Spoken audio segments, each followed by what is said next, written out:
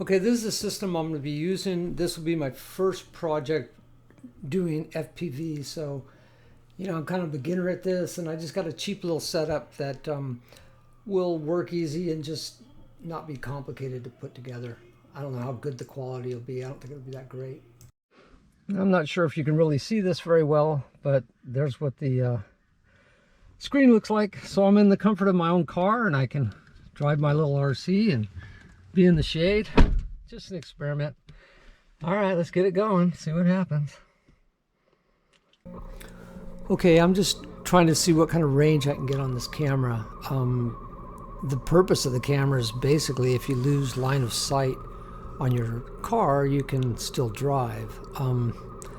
My thought is that the receiver is inside my car, my full-size automobile, and it's behind metal, and you've got the engine block and everything else. I don't know if I just don't know enough about POV, but it seems like probably hard surfaces, like metal cinder block walls and things like that would mess with the signal a little bit. I don't know. I think probably I need to get a better system if I'm really going to do much with this.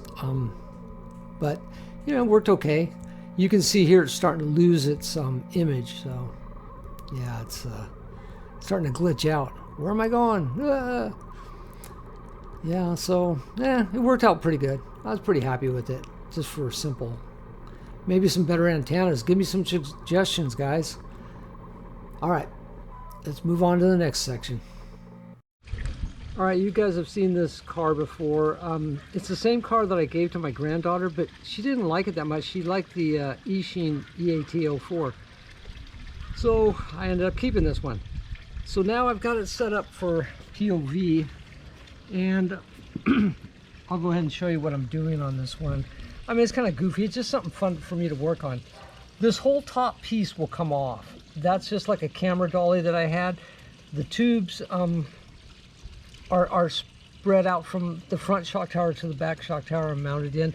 If I undo this thumb screw, everything will come off, including the GoPro and the front. Well, the front camera is the only thing that will actually stay, and that's unplugged on the other side. It's easily unplugged, and for your power. And notice how I distributed my power. I use blue for this battery for my FPV, my fan, and even my headlights. And my tail lights. So I'm powering all that off that one battery, so I know what's what, and I don't get them mixed up. I mean, it's kind of overdone, homemade stuff. I didn't have anything to put these LEDs into, so I just used some pneumatic fittings and just kind of made some lights for the front. What else can I say about this? Fan for cooling the transmitter, antenna on the transmitter, battery for powering that, and then 2S on the bottom for, I don't know, pardon my shadow. But yeah, that's it, man. And I can adjust everything. If I loosen these thumb screws, I can slide things forward and back.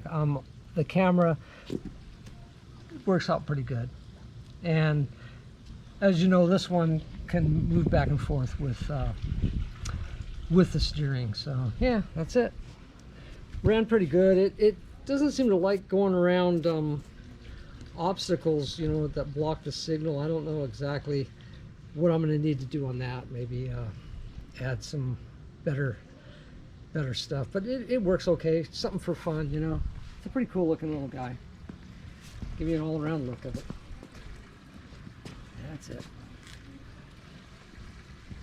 And like I say, one thumb screw and this whole mechanism will come off. All the FPV will come off. So it's just a car then. I didn't realize that the transmitter and the camera were going to be so dinky. I was expecting them to be bigger, but it is what it is.